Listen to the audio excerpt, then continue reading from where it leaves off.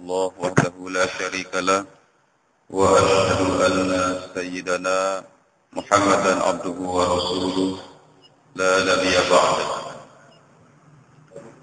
اللهم صل وسلم وبارك على سيدنا محمد وعلى آله وصحبه أجمعين. أما بعد، فيا عباد الله أوصيكم ونفسي بتقوى الله وطاعته لعلكم تفلحون. فقال تعالى في كتابه الكريم وهو أصدق القائلين: أعوذ بالله من الشيطان الرجيم بسم الله الرحمن الرحيم fasda bima tu'maru wa arid anil musyrikin. Shadaqallahul azim. Hadirin rahimakumullah, jamaah Masjid Baitur Rahman yang dimuliakan Allah Subhanahu wa taala. Insyaallah pada pagi hari ini kita akan melanjutkan kajian kita yang berantai ini. Dan pada pagi ini kita masuk dalam tema hijrah kaum muslimin sebagai bagian dari aktivitas dakwah selama atau pada fase periode Mekah. Kita review terlebih dahulu bahwa sejak Rasulullah Muhammad SAW diangkat menjadi Rasul pada usia 40 tahun,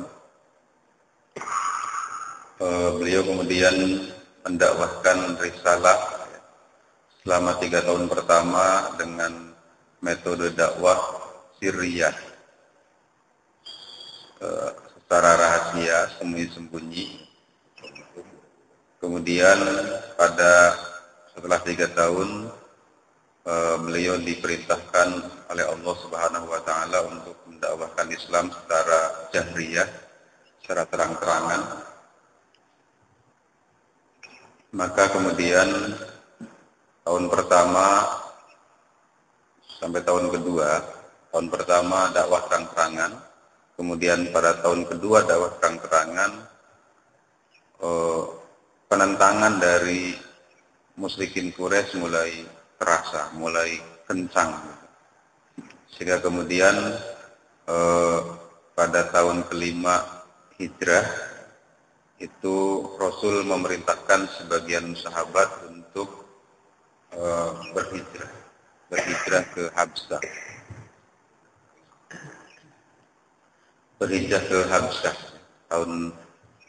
tahun 5 kenabian, atau tahun ketika Rasul berusia 45. Amin.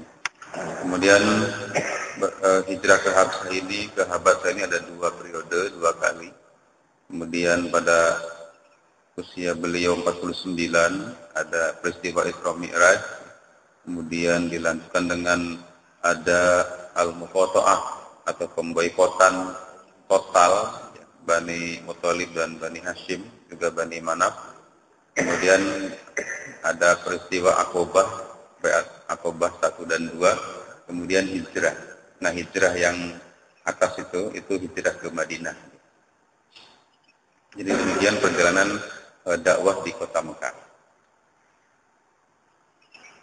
Dakwah terang-terangan dimulai pada tahun 631, pada 3 tahun atau tahun keempat, memasuki tahun keempat dari masa kenabian. Didasarkan kepada firman Allah Subhanahu wa taala dalam surat Al-Hijr ayat 94, fasda bima tu'maru wa arid anil musyrikin. Maka sampaikanlah olehmu secara terang-terangan apa-apa yang diperintahkan kepada engkau dan berpalinglah dari orang-orang musyrik. Maksud berpaling dari orang-orang musyrik ini jangan dipedulikan keengganan, penentangan dan apapun yang berasal dari orang-orang musyrik yang tujuannya menghalangi dakwah. Dakwah harus terus dijalankan apapun resikonya. Seperti itu. Maka kemudian Nabi mendakwahkan Islam secara terang-terangan, sekaligus ini masuk dalam tahap fase tafa'ul wal kifah. fase interaksi dengan umat secara penuh dan perjuangan politik yang ada di sana. Nah, dakwah terang-terangan itu objeknya adalah masyarakat umum secara luas, baik masyarakat Mekah maupun luar Mekah. Semua suku dan semua level status sosial. Jadi tidak pilih-pilih, dakwahnya kepada semua. Adapun konten dakwahnya, isinya itu adalah akidah dan syariat, keimanan dan masalah amal soleh. Metode atau cara baku yang diambil oleh Nabi dalam menyampaikan dakwahnya itu sifatnya adalah aktif, menentang dan menantang. Aktif, menentang dan menantang. Aktif artinya memang sangat dinamis. Aktif, ya. Jemput bola, ya. Mengundang orang dan sebagainya. Menentang dan menantang.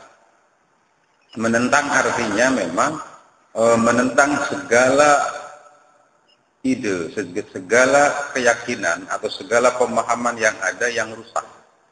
Itu ditentang, dikoreksi gitu. Dan juga menantang, artinya berani. Tanpa tedeng aling-aling. Mengoreksi, mengkritik dan menentang akidah dan sistem jahiliyah yang rusak sekaligus menyampaikan ajaran Islam secara benar. Ini adalah dua sisi mata uang dalam dakwah yang tidak bisa dipisahkan. Mengoreksi sistem yang ada, kemudian menyampaikan Islam.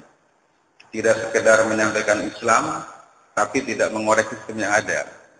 Ini nanti akan memberikan atau akan mengakibatkan mad'u atau orang yang didakwahi itu tidak fokus kepada Islam. Dia akan menjadikan Islam sebagai salah satu alternatif daripada sistem yang ada. Tetapi kalau sistem yang adanya dikoreksi, sistem yang rusaknya itu dikoreksi, ditunjukkan kekurangan dan kesalahannya, kemudian disampaikan ini loh Islam yang benar. Ini loh yang benar itu Islam. Maka objek dakwah masyarakat itu dia hanya akan mengenal Islam sebagai satu-satunya sistem yang baik, yang lurus. Kemudian uslub itu artinya teknik, ya, teknik di dalam berdakwah, teknis atau sarana prasarana dan sebagainya. Dengan mendatangi orang ke rumahnya atau mengundang orang ke rumah beliau, mengumpulkannya di suatu tempat atau dengan mengontaknya di perjalanan, di tengah jalan. Rasul kalau mau menziarahi seseorang itu Rasul langsung mendatangi orang tersebut. Tetapi kalau Rasul punya keinginan untuk berziarah kepada orang banyak, maka Rasul mengundang mereka ke rumahnya, ke rumah Rasul, kemudian dijamu, dimakan minum. Setelah itu kemudian Rasul menyampaikan dakwahnya. Ini baterainya kali ya? Baterainya.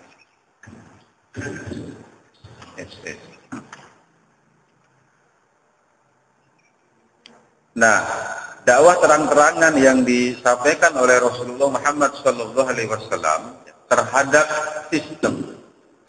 sistem jahiliyah, terhadap para pemimpin jahiliyah, para tokoh yang ada di sana, itu dipastikan akan mendapatkan perlawanan dan penentangan. Ini sudah sunatullah biasa. Seseorang yang sudah mapan menjadi pemimpin, menjadi penguasa, ketika dikoreksi, ketika dimuhasabah, ya, ketika dihisab oleh rakyat atau oleh siapa saja, maka dia akan melakukan perlawanan. Demikian juga yang terjadi pada Rasulullah Muhammad SAW dan para sahabat. Nah, perlawanan yang banyak dilakukan oleh orang-orang musyrik itu bisa kita bagi menjadi 3. Pertama, at-ta'zib, penyiksaan ya, terhadap Rasul dan para sahabat yang lainnya. Rasul pernah ya, dilempari oleh kotoran unta, kemudian para sahabat yang lain, Bilal bin Rabah umpamanya, kemudian Ammar bin Yasir, ya, dan banyak lagi yang lainnya. Kemudian ada opini busuk, ada awah, propaganda busuk. Rasul dikatakan tukang tenung, tukang sihir, pemimpi dan lain sebagainya. Kemudian ada muqatta'ah, pemboikotan. Nanti pemboikotan ini insya Allah kita bahas minggu depan. Di samping penentangan yang sifatnya fisik, juga orang-orang Quraisy itu melakukan upaya-upaya diplomasi, melakukan upaya-upaya kompromi gitu ya, kompromi dengan kaum muslimin.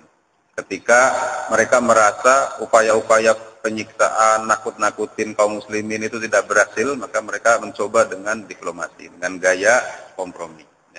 Salah satunya adalah orang-orang Quraisy mengutus Utbah bin Rabi'ah untuk datang kepada Nabi Muhammad dan menyampaikan apa-apa yang dihasilkan oleh rapat mereka.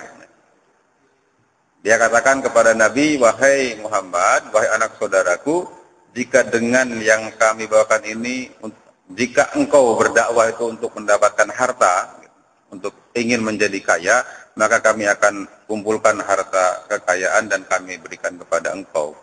Jika engkau dengan menyampaikan agama baru ini ingin menjadi pemimpin, maka kami akan angkat engkau jadi pemimpin kami.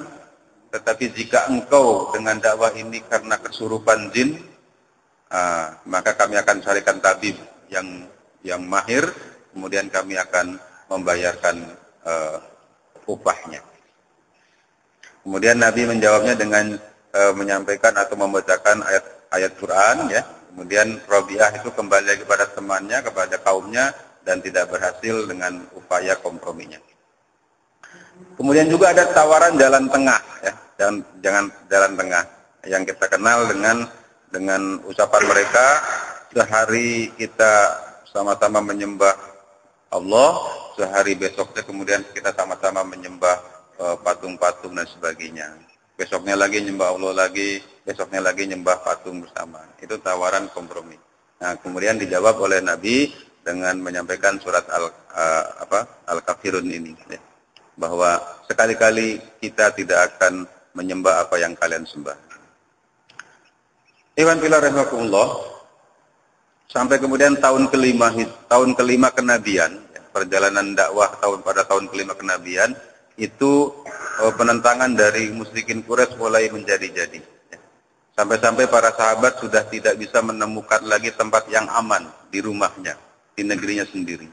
Akhirnya kemudian ada isyarat dari Allah Subhanahu wa taala, ya, dengan diturunkannya ayat Al-Qur'an, "Qul ya ibadillazina amanu ittaqu rabbakum lillazina ahsanu fi hadhihi dunya hasanah. Wa ardullahi wasi'ah innama yuwaffas sabiruna ajrahum bighairi hisab." Katakanlah, wahai hamba-hambaku yang beriman, bertakwalah kepada Tuhanmu. Orang-orang yang berbuat baik di dunia ini memperoleh kebaikan, dan bumi Allah itu adalah luas. Nah, ini kalimat bumi Allah itu adalah luas. Ini isyarat, ya, isyarat dari Allah SWT agar kaum muslimin itu bisa berhijrah atau boleh berpindah tempat, gitu. Tidak mempertahankan diri di Mekah, ya, dalam kondisi yang sangat sempit supak akibat dari penentangan orang-orang Quraisy. Tapi ingat bahwa bumi Allah itu luas, bisa kemana saja, gitu. Sesungguhnya hanya orang-orang yang bersabarlah yang mencukupkan pahala, yang dicukupkan pahalanya, ya, tanpa batas. Nah, kemudian Nabi Muhammad SAW berkata kepada para sahabat, sesungguhnya di negeri Habasah terdapat seorang raja yang tidak seorang pun didolimi di sisinya. Pergilah ke negerinya hingga Allah membukakan jalan keluar bagi kalian dan penyelesaian atas peristiwa yang menimpa kalian. Itu kata Nabi kita, ya, ada dalam kitab Fathul Bari. Nah, ini adalah perintah kepada sebagian kaum muslimin untuk menyelamatkan akidah mereka, ya, dari ancaman gangguan orang-orang Quraisy agar selamat, ya. Pergi ke negeri Habsah, ke negeri Habasah. Karena di sana ada seorang raja, ya, yang adil, gitu, yang tidak menzolimi rakyatnya, bahkan melindungi rakyatnya dari kezoliman yang akan terjadi. Habas itu Kristen, nanti Raja Najasyi ya, itu Nasrani. Nah, kalau lihat dari petanya, Habsah itu di sekarang dikenal sebagai Ethiopia atau Eritrea, Habasah itu. Daerah Habasah itu ini. Nah, Mekah sini berarti yang hijrah itu nyebrang lautan. Nyebrang ya, pakai kapal, perahu. Daerah ini Ethiopia atau Sudan gitu. Kulit hitam. Baik. Ethiopia mungkin dulu belum gitu. Dulu belum. Sekarang itu miskin ya, karena salah pakai sistem. Nah, maka kemudian ya, hijrahlah ke Habasah, sekelompok kaum muslimin ya, yang terjadi pada bulan Rajab tahun 5 kenabian. Rombongannya ada 16 orang, 12 laki-laki dan 4 wanita. Ketua rombongannya adalah Utsman bin Affan, juga bersama istrinya yaitu Ruqayyah putri Rasul. Nah, 16 orang ini berangkat ke Habasah ya, menyeberangi Laut Merah. Kebetulan pada saat itu ada 2 kapal dagang yang memang mau berangkat ke Habsah. Jadi mereka menumpang kapal tersebut. Dalam satu riwayat menyewanya dengan setengah dinar, membayar ongkosnya dengan setengah dinar. Nah, kemudian sampailah mereka di Habsah ya. Nah, pada saat itu Habsah itu dikenal dengan, pada saat ini gitu, Habasah, daerah Habasah itu dikenal disebut Ethiopia atau Eritrea. Masyarakatnya dikenal sebagai orang-orang Habasi, yaitu bangsa Sudan, berkulit hitam.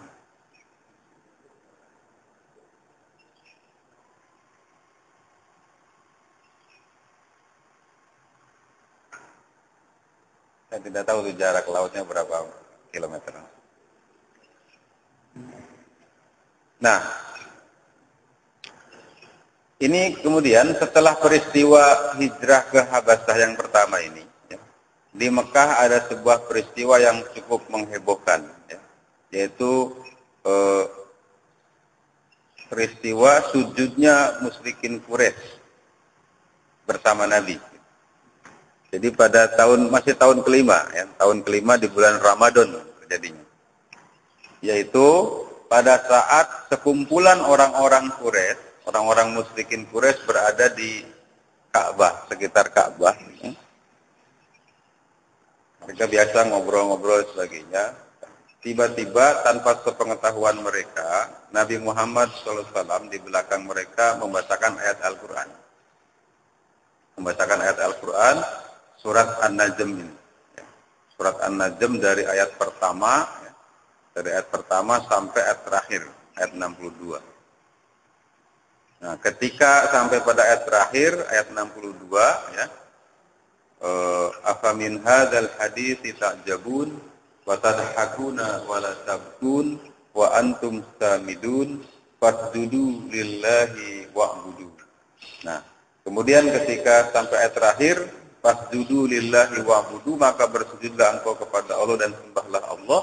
Nabi Muhammad sujud, dan kemudian orang-orang musyrikin Quraisy yang sejak dibacakan ayat pertama tadi oleh Rasulullah Muhammad SAW, mereka tercengang-cengang, terbengong, tertenung gitu itu, perasaan dan pikirannya itu linglung, seakan-akan seperti itu. Sampai kemudian Nabi sujud, maka tidak ada yang bisa menolak kepada mereka semua untuk tidak sujud, untuk melakukan sujud. Jadi semuanya sujud bersama Nabi, ikut sujud bersama Nabi. Kenapa ini terjadi? Karena eh, orang-orang Quraisy di tengah-tengah mereka itu kan tersebar sebuah warning dari para pemimpin Quraisy agar orang-orang itu menjauhi Muhammad. Agar orang-orang itu jangan dekat-dekat dengan Muhammad. Jangan sampai mendengarkan ayat-ayat Quran. Bahkan dikatakan dalam Quran disebutkan kalau kalian mendengar Muhammad membaca Quran, maka kalian harus membuat hiruk pikuk. Harus bikin receh gitu. Jangan fokus kepada Quran. Jangan fokus mendengarkan bacaan Al-Quran.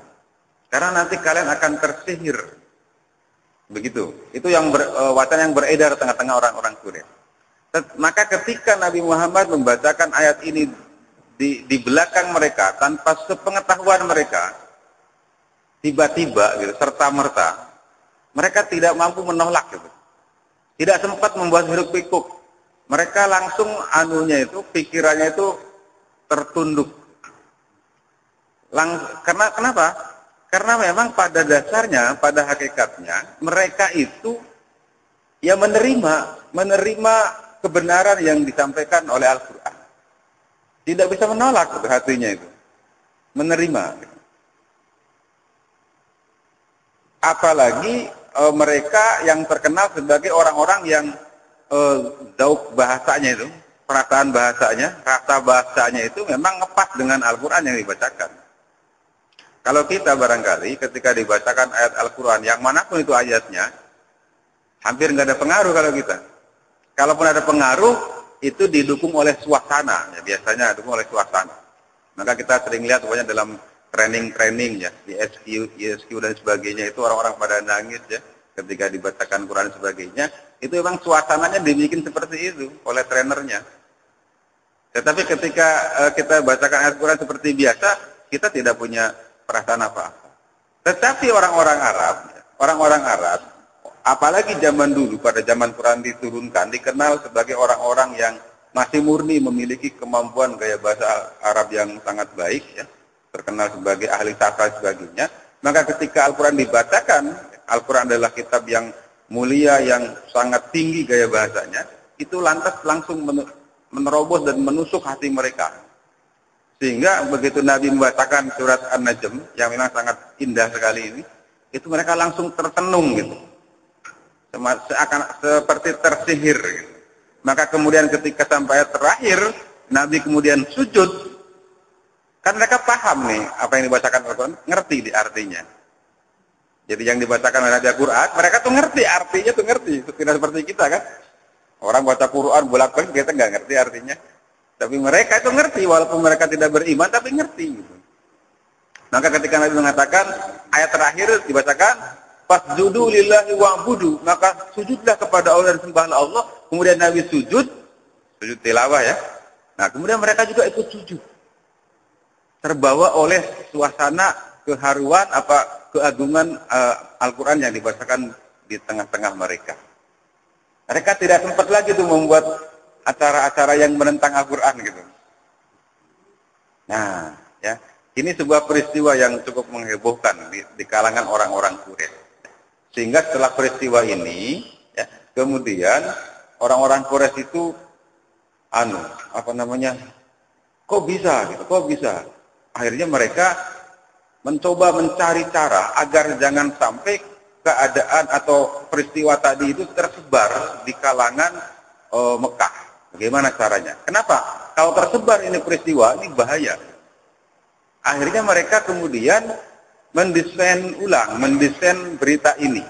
Jadi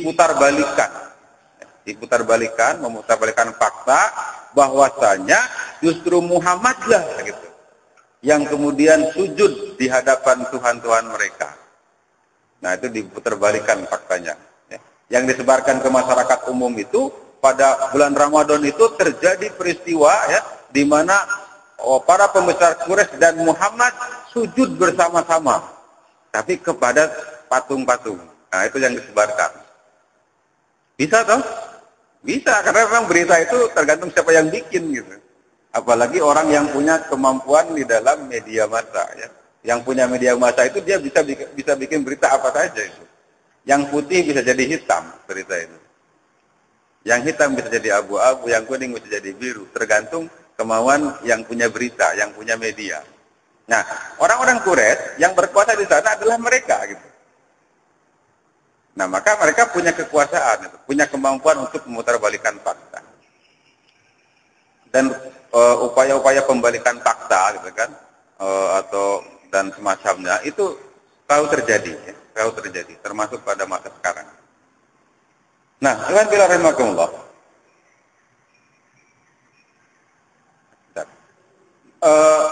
Peristiwa ini, ya, peristiwa sujudnya orang-orang musyrikin Quraisy, ya, bersama Nabi, sujud kepada Allah dalam hal ini, itu peristiwa sampai kepada kaum muslimin yang hijrah ke Habsyah tadi yang pertama itu, sampai isunya. Sampai isunya, cuma isunya lain gitu, sampainya itu.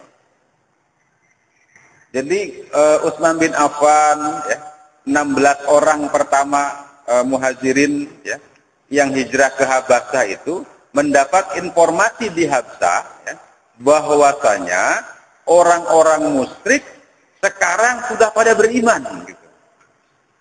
Sudah pada beriman, sudah ikut agama Muhammad. Ini kabar yang menggembirakan bagi mereka. Alhamdulillah gitu. Kenapa? Karena begitu mereka hijrah ke sana, ya, nantiasa komunikasi hubungan, ya, hubungan via utusan, via darat, via pedagang gitu, ya. Kalau sekarang ada HP, dulu tidak ada, ya.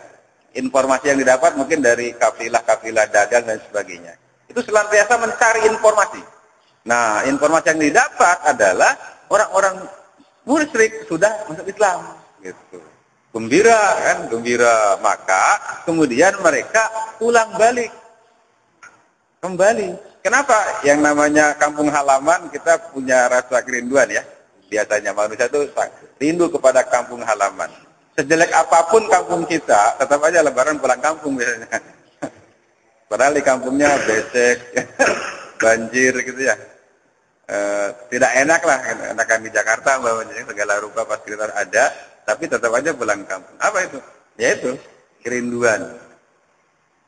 Sama dengan para sahabat yang hijrah ke Habsyah tadi. Begitu mendengar, apalagi ada kabar baik, ya, mendengar kabar baik bahwa orang-orang musyrik kemudian sudah masuk Islam, maka mereka bergegas pulang ke Mekah.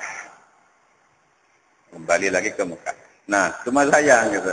Begitu sampai di perbatasan Mekah, informasi yang sebenarnya akhirnya didapat. Bahwa sungguhnya tidak seperti itu kejadiannya. Tidaklah mereka masuk Islam, tidak. Bahkan yang terjadi justru penyiksaan orang-orang musyrikin Quraisy kepada kaum muslimin bertambah-tambah keras. Nah, akhirnya rombongan yang 16 tadi itu ada yang kembali lagi ke Habsyah. Kembali lagi ke Habsyah sebelum sampai di Mekah. Tetapi juga ada sebagian di antara mereka yang langsung terus ke Mekah, ya, dengan jaminan para penguasa Mekah ketika itu. Dengan jaminan salah seorang dari penguasa Mekah atau saudagar di Mekah gitu menjamin. Artinya gini jaminan itu. Orang ini berada dalam jaminanku, maka tidak akan diganggu tuh oleh yang lain. Gitu. Yang menjamin tentu saja orang yang punya jaminan, ya. Orang kaya, penguasa gitu kan, atau orang yang terpandang gitu. Ya, seperti itu. Nah, sebagian mereka ada yang langsung terus ke Mekah dengan jaminan agar keselamatan terjamin.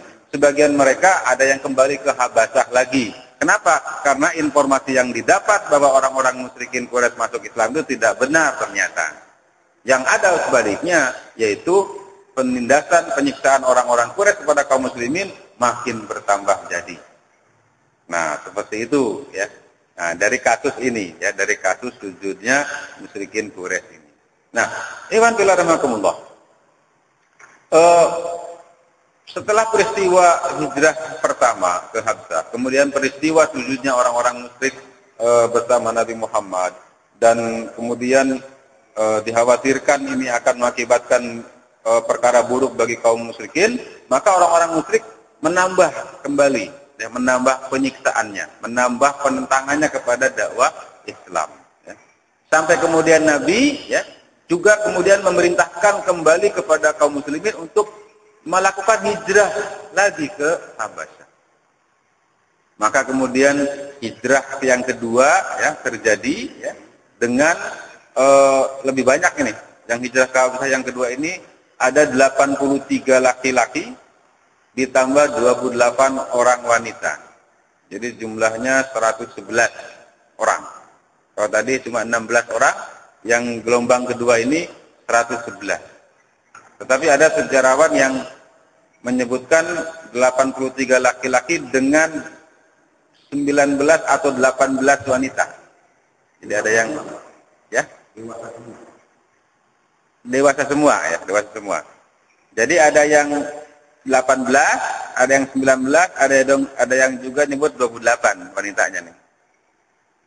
Nah, ini ikhwan fillah tidak puas ya dengan berlakunya atau terjadinya peristiwa hijrah yang kedua dengan lebih banyak lagi kaum muslimin yang berangkat ke Habasyah, maka orang-orang Quraisy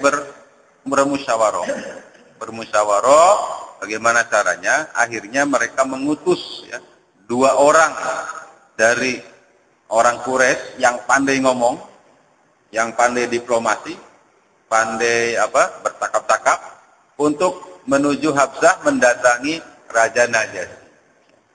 Untuk apa? Tujuannya tidak lain adalah untuk berupaya agar kaum muslimin yang hijrah itu bisa diekstradisi, bisa dibalikin lagi ke Mekah. Ya, mereka adalah utusan ini adalah Amr bin As dan Abdullah bin Abi Rabi'ah. Ya. Amr bin As. Ini sebelum masuk Islam ini, ya. Kedua-duanya sebelum masuk Islam, ya, itu menjadi utusan Quraisy menuju Raja Najasyi di Habasyah. Mereka banyak membawa hadiah ya dan sebagainya untuk raja dan untuk para pembesar-pembesar Habasyah. Ya, para pendeta-pendeta, para uskup dan sebagainya. Tujuannya juga karena memang untuk ini, untuk meminta agar mereka dikembalikan. Nah, ini ada menarik dialog antara orang-orang Quraisy, maksudnya utusan Quraisy yang 2 orang tadi dengan Raja Najasyi ya, dan dengan kaum muslimin, kalangan muhajirin kaum muslimin. Utusan 2 orang tadi ya, berkata kepada Raja Najasyi setelah sampai ya. Jadi sesungguhnya wahai Raja, ada beberapa orang bodoh ya, dari bangsa kami yang meninggalkan agama kaumnya. Jadi kaum muslimin ya, itu disebut orang-orang bodoh ya, yang telah meninggalkan agama kaumnya, agama nenek moyangnya gitu, dengan memeluk agama Islam itu. Tetapi juga mereka tidak memeluk agama Tuhan wahai Raja. Maksudnya tidak memeluk agama Kristen gitu. Mereka datang dengan agama baru. Bidinin mubtadi, dengan agama bid'ah, dengan agama baru. Yang kita dan kalian semua tidak mengenalnya. Belum ada gitu. Kalau di Mekah kan terkenal sebagai agama paganisme ya. Mengenal banyak patung, dewa-dewa gitu. Tuhan-tuhan Lata, Uzza, Manat, Hubal dan sebagainya. Kemudian di Habasyah itu Nasrani ya. Nah, ini kelompok orang-orang ini agamanya benar-benar baru. Kami dan Anda semua wahai Tuan Raja tidak tahu agama apa gitu. Tidak mengenalnya. Dan sesungguhnya para pembesar kaum mereka itu telah mengutus kami gitu. Kata utusan Quraisy ini. Telah mengutus kami kepada Tuan Raja untuk meminta kepada Raja agar Tuan Raja bisa memulangkan mereka kembali ke Mekah. Ya, sebelum ngomong seperti ini, itu kedua utusan Quraisy itu telah membagi-bagikan hadiah terlebih dahulu kepada para uskup-uskup atau orang-orang besar di sekeliling raja. Untuk apa? Untuk mendukung gitu. Agar nanti ketika ngomong ke raja, para pembesar raja itu bisa mensupportnya. Pintar juga mereka. Ya jelas mereka adalah utusan dari Quraisy kan gitu kan. Yang diutus pasti orang yang paling cakap dalam perkara ini. Nah, kemudian apa kata raja? Ya, kata raja.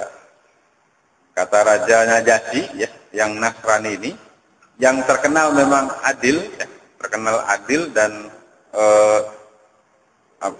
bijaksana. Demi Allah, katanya, saya tidak akan menyerahkan kaum yang meminta perlindungan kepadaku. Jadi kata dia, aku tidak akan menyerahkan kaum atau orang-orang yang telah meminta perlindungan. Meminta suaka, kalau bahasa sekarang ya, meminta suaka politik kepadaku. Tinggal di negeriku dan memilih kami daripada yang lain. Mereka telah datang ke sini memilih aku, tidak kepada yang lain. Berarti mereka percaya kepada aku, gitu, kurang lebihnya gitu. Maka aku tidak akan serahkan. Sehingga atau kecuali kami telah panggil mereka dan kami tanyakan tentang apa-apa yang dikatakan oleh dua orang tadi. Jadi ini bagus gitu ya. Artinya tidak memutuskan satu perkara berdasarkan satu informasi saja atau informasi sepihak. Jadi ketika ada aduan, gitu kan, ketika ada aduan, maka jangan langsung diputus. Oh kalau gitu, udah dia usir saja lagi, gitu. Tidak. Tapi ditanya dulu pihak yang berikutnya. Jika betul kedua orang ini, maka akan saya serahkan kepada mereka. Dan jika mereka tidak seperti apa yang mereka berdua katakan, maka saya tidak akan menyerahkannya dan akan saya lindungi dengan baik. Nah, ini perkataan Raja Najasyi. Nah, kemudian setelah itu orang yang berhijrah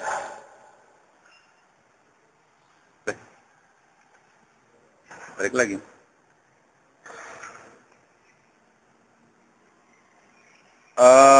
Dipanggil gitu ya.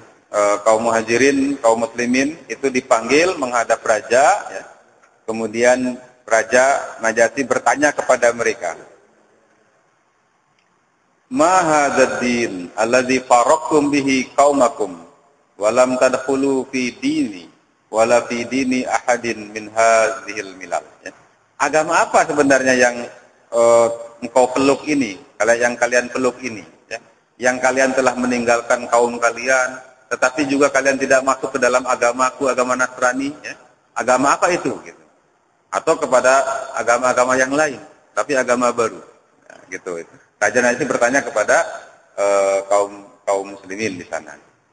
Maka kemudian jawaban dari Ja'far bin Abi Thalib sebagai ketua rombongan, sebagai ketua kaum muslimin di sana, beliau berkata, "Ayuhal Malik, wahai raja, kunna kauman ahla jahiliyah na'budul asnam." Dulu kami adalah kaum jahiliyah, kaum bodoh. Na'budul asnam, kami menyembah berhala. Kata Ja'far Abu Thalib. Wa na'kulul maitah, kami makan bangkai. Wa na'til fawahisha, kami melakukan keburukan-keburukan, kejahatan-kejahatan. Wa naqta'ul arham, kami memutuskan silaturahim. Wa nasi'ul jiwar, kami juga banyak melupakan tetangga, kebaikan tetangga. Wa ya'kulul qawiyyu minna dha'if, orang-orang kuat di antara kami memangsa yang lemah di antara kami. Hatta ja'ana rasulun, sampai datang kemudian kepada kami seorang rasul, seorang utusan, na'rifuhu nasabahu, yang kami kenal betul nasabnya, yang kami kenal betul keturunannya, keturunan baik-baik, keturunan orang mulia gitu. Wasidqahu, dan kami kenal betul kejujurannya gitu. Wa amanatahu, dan sifat amanahnya, wa afafahu, dan sikap mulianya, terhormatnya. Sampai datang utusan kepada kami seperti itu. Jadi Ja'far bin Abi Thalib ini menyampaikan sangat mampu dia membuat kata-kata, kalimat yang memberikan jawaban kepada raja dengan jawaban yang tuntas gitu. Tujuannya agar raja percaya gitu, agar raja tidak percaya kepada Amr bin As gitu.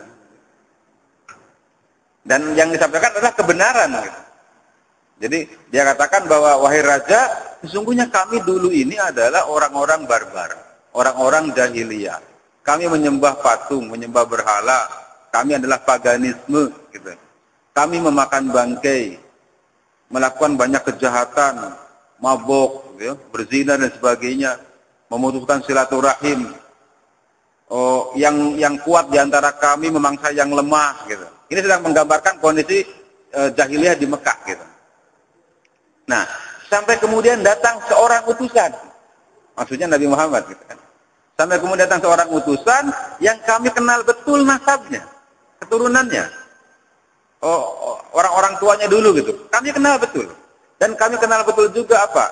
Sidqohnya, kejujurannya. Kita tahu Nabi Muhammad digelari Al-Amin. Al-Amin orang yang sangat jujur, yang sangat dipercaya. Wa amanatahu dan sikap amanahnya, wa afafahu dan kehormatannya. Nah, pada ana ila tauhidillah. Nah, utusan itu wahai raja mengajak kami untuk tauhid kepada Allah, untuk memahaesakan Allah saja. Wa khal'i ma kunna na'budu min hijarah wa asnam, dan untuk kami menghilangkan atau menghentikan penyembahan kami yang penyembahan kepada batu dan patung itu. Jadi utusan itu mengajak kami seperti itu, mengajak kami hanya menyembah Allah dan mengajak kami berhenti menyembah batu dan patung. Wa amarona bisidqil hadis, dan utusan itu memerintahkan kepada kami untuk berkata jujur. Wa adail amanah, dan menepati janji. Wa silaturahim, dan untuk menyambung silaturahim. Wa husnil jiwar, dan untuk bertetangga baik, bersikap baik dalam bertetangga. Wal kaf anil maharim, dan mencegah dari perbuatan haram. Wa dima, dan mencegah dari menumpahkan darah. Wa nahana anil fawahish, dan mencegah kami dari melakukan perbuatan jahat. Wa qawli zur, dan janji palsu atau sumpah bohong. Wa akli malil yatim, melarang kami memakan harta anak yatim. Wa qadzil muhsanat, melarang kami menuduh wanita yang baik-baik berzina. Wa amarona an na'budallah, dan beliau utusan itu memerintahkan kepada kami an na'budallah, untuk menyembah Allah saja. Wala nusriku bihi syai'an, dan tidak syirik kepadanya. Wa amarona bis salat, mengajak kami salat, wa zakat, wa siyam, ya, mengajak kami salat, zakat dan puasa. Nah, itu yang dikatakan oleh Ja'far bin Abi Thalib. Kemudian beliau lanjutkan, fasaddaqnahu wa amannahu. Kemudian kami membenarkan utusan itu dan kami beriman kepada utusan itu wahai raja. Gitu. Fa'ada alaina qaumuna, kemudian kaum kami, ya, penduduk Mekah itu tidak senang.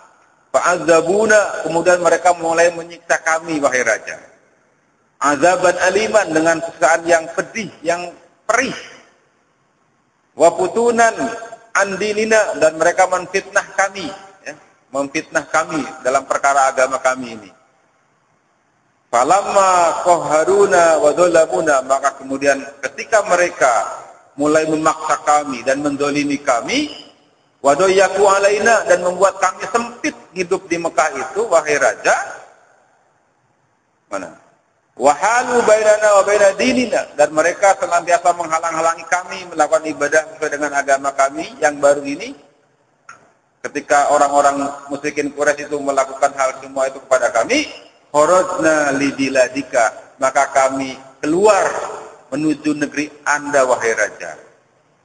Wahtarnaka alaman siwaka, dan kami hanya memilih engkau, tidak memilih kepada yang lain wahai raja.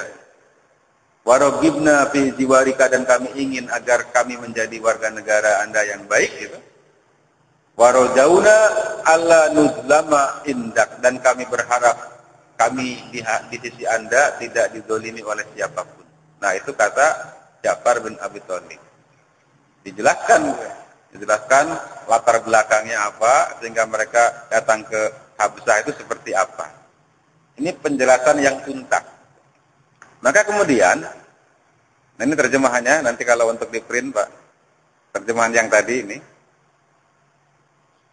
Nah, kemudian Raja Najasyi bertanya, setelah Ja'far bin Abi Thalib mengutarakan seperti tadi itu, apakah ada padamu sebagian yang dibawakan oleh Nabi dari Allah yang dapat kamu bacakan kepadaku? Kemudian Ja'far menjawab, iya, ada. Kemudian ia membacakan surat Maryam dari awal surat sampai ayat 31. Nanti silakan dibuka surat Maryamnya sampai ayat 31. Nah, ketika Najasyi mendengar Al-Quran, ia berkata, sesungguhnya yang ini dan yang dibawa oleh Isa adalah keluar dari sumber yang sama. Jadi yang dibawa oleh Nabi Isa itu apa? Injil, ya. Beliau rasakan, dengarkan Al-Quran, itu, oh ini dari sumber yang sama, artinya dari Allah. Jadi sesungguhnya apa yang Anda bacakan tadi dan yang kami baca Injil dari Nabi Isa itu adalah dari sumber yang sama. Kemudian kepada kedua utusan Quraisy itu ia katakan, pulanglah kalian berdua, kami tidak akan serahkan mereka kepada kalian berdua. Dan kemudian raja memerintahkan kepada para pembantunya, para uskupnya, agar hadiah-hadiah yang telah diberikan itu dikembalikan lagi kepada orang Quraisy tadi, dan mereka disuruh pulang. Akhirnya mereka kemudian keluar dari raja, keluar dari istana. Tapi keesokan harinya itu Amr bin As datang lagi.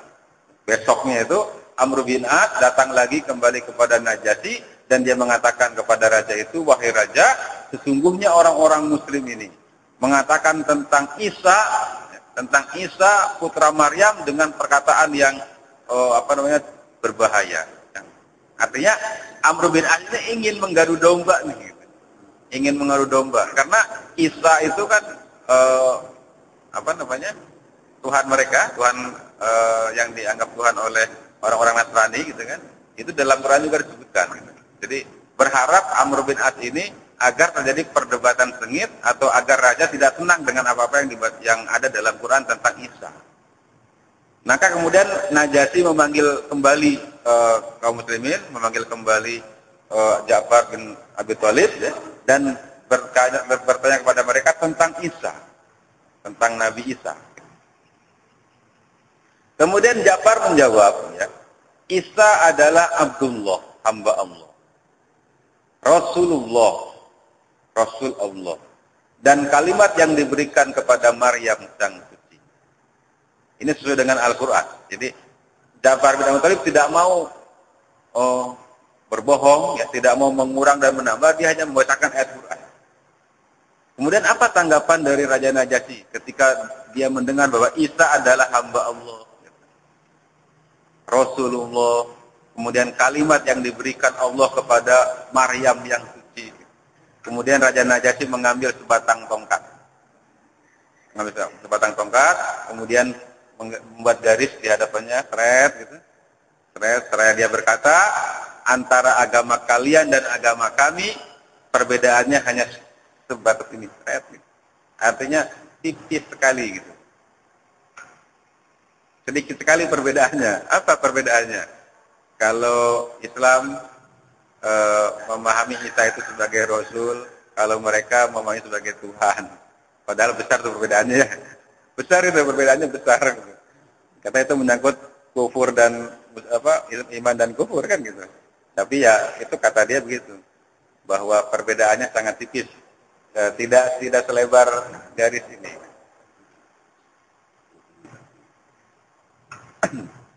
Nah, seperti ini, ya, seperti itulah upaya yang dilakukan oleh orang-orang Quraisy. Mereka tidak puas gitu, kaum muslimin mendapat ketenangan, mendapat perlindungan dari Raja Najasyi. Gitu. Akhirnya mereka melakukan upaya-upaya diplomasi, ya, provokasi, kemudian black campaign, gitu, fitnah sana, fitnah sini dan sebagainya. Tapi ya semuanya ada dalam pertolongan Allah. Allah memberikan pertolongan, ya. Kaum muslimin itu mampu menjawab atau mampu membuat Raja Najasyi itu percaya kepada kaum muslimin. Akhirnya Raja Najasyi memutuskan bahwa orang-orang Quraisy tetap ditolak, disuruh pulang, ya. kaum muslimin dilindungi di Habasyah ini. Nah, ini review yang kedua bahwa ya, harus tunjuk nih. Kajian kita sampai di sini ya, hijrah kawasan kedua. Nanti minggu depan insya Allah kita akan bahas Isra Mi'raj dan boikot. Setelah itu nanti Baiat Aqabah 1, Baiat Aqabah 2, kemudian hijrah. Ini masih lama perjalanan ini. Masih lama. Nanti setelah hijrah ini baru ada Daulah Islam Madinah, negara Islam Madinah. Nabi menjadi pemimpin negara. Kaum muslimin kemudian berjaya menguasai dunia nanti. Nah, jadi masih panjang perjalanannya insya Allah. Sekarang sampai di sini dulu. Ya. Mungkin nanti ada pertanyaan, biar waktunya cukup. Silakan Bapak-bapak, Ibu-ibu yang bertanya. Monggo Pak, silakan Pak.